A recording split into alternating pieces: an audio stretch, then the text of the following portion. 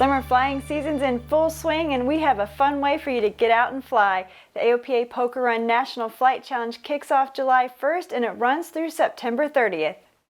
So the AOPA Poker Run is the first time we've tried to do a poker run or this type of challenge within the AOPA app and Pilot Passport. And just like other poker runs that people may be familiar with, whether it be a motorcycle club or a boating club or even an equestrian club, participants need to travel to 7 different locations during the period of the poker run, which runs July 1st through September 30th. And they'll collect a virtual card in the AOPA app every time they check in at a public use airport. Once they have all 7 cards, those cards are submitted into our system and it becomes an entry in the virtual poker game.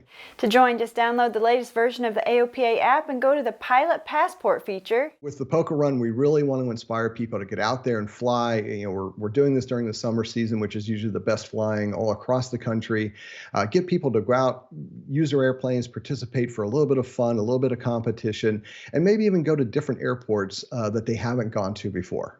And you can win some great prizes. The top one, a Bose A20 headset. And if you have a really terrible hand, well, there's a consolation prize for that too. You can find out more on our website. Now, the really good news is if there's anybody out there like me who does not have a poker face, that has no bearing on what kind of hand you're going to end up in this challenge. Well, when flying in the summer, it's important to watch for thunderstorms, and there's a helpful weather tool you should know about. It's called the High Resolution Rapid Refresh tool, and it gives a detailed look at clouds and precip, and it can improve your weather awareness. Now you can find out more about it at pivotalweather.com, and also our own weather guru Tom Horn gives a tutorial of it on our YouTube channel. Now, while you're out flying this summer, don't forget to check for TFRs. There's an increase in violations lately, including one where President Biden and his family had to be evacuated from their beach home in Delaware because of a pilot accidentally violating a TFR. So, make sure you check the notices before you take off. Nothing ruins a summer flight like violating a TFR. Well, it's your last chance to fill out your GA survey if you got one. Some aircraft owners should have received a survey in the mail. It would have been from Tetra Tech. Now, that's the third party that the FAA is contracting with. My husband and I actually received one for our airplane. It was the first time receiving the survey. It really does only take 10 to 15 minutes to complete. Now, the data is used to calculate the number of hours flown by GA in a given year, and it benefits everyone in the community. So if you receive the survey and it's in that stack of, things to do, please take the time to fill it out and send it in soon. Now, if you want to support the future of GA, participate in the You Can Fly Challenge. The Ray Foundation will match donations dollar for dollar up to $2.5 million. The challenge runs until the end of the year, and that means that your donation will have double the impact.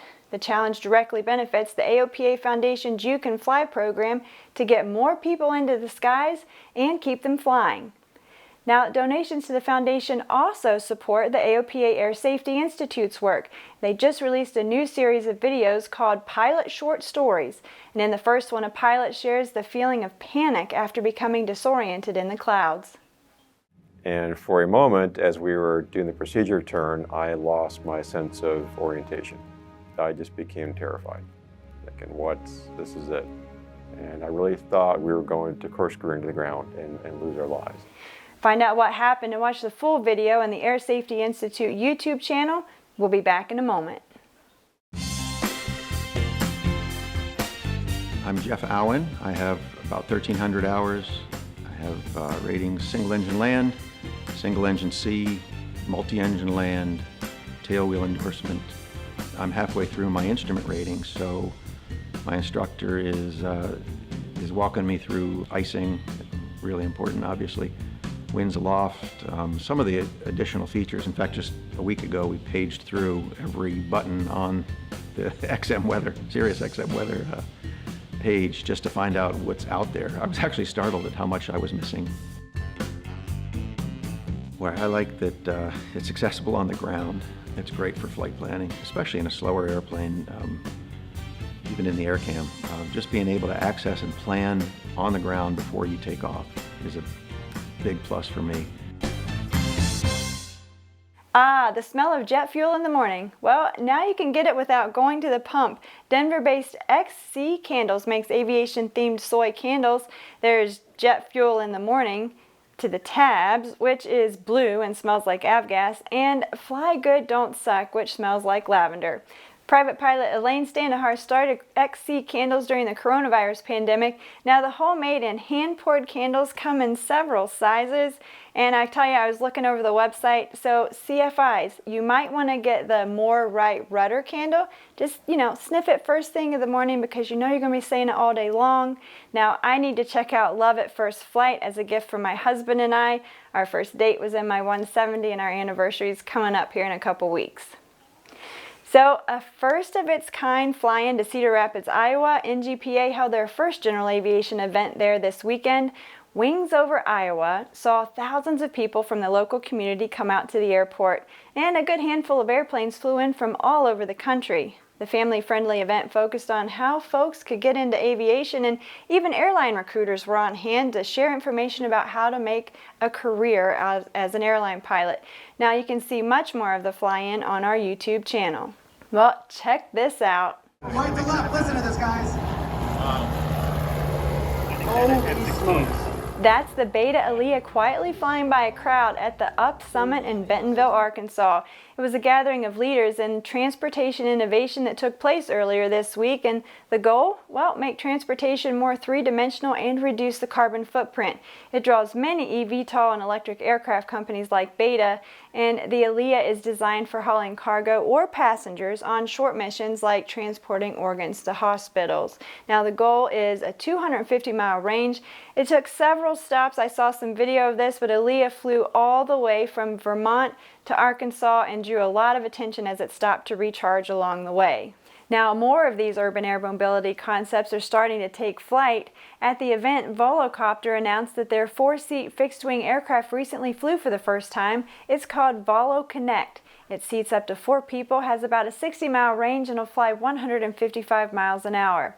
The company says the aircraft flies farther and faster than their Velocity aircraft. Now, the Velocity will serve large urban markets, while Volo Connect will fly to suburban areas. The company targets a 2026 entry date for service for Volo Connect. Now, Zipline is the drone company you've been hearing a lot about for the past couple of years. They announced that they've been testing an acoustic-based aircraft avoidance system. The company is known for using its drone to move blood and healthcare products in Africa. But this new system they've been testing can detect an aircraft, get this, by make and model within just a 2-mile radius of the drone. Now this allows the drone to maneuver to avoid a conflict with aircraft. The company says this tech is going to be key to implementing wide-scale drone delivery service. Now, one of the cooler things at this show was the augmented reality for fighter jet pilot training. Red 6 created a new generation of augmented reality that allows pilots to see both virtual targets and friendlies, as well as the wingmen and other avatars. We're actually in the airplane, pulling G's, flying 300, 400 knots, and able to fight, train, integrate with the avatar. So that is one very significant accomplishment that had never before been done.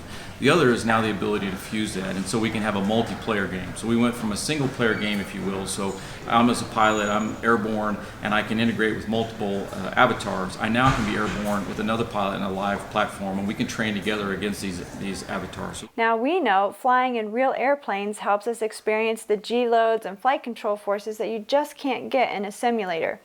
Red 6's primary audience is the military, but they said that it could be used for civilian training in the future. Read more about this and all of the innovations coming out of Up Summit on our website. Well, that's it for our news brief this week. Let us know what you think. You can find more content on our YouTube channel and the AOPA website. Thanks for watching. We'll see you next week.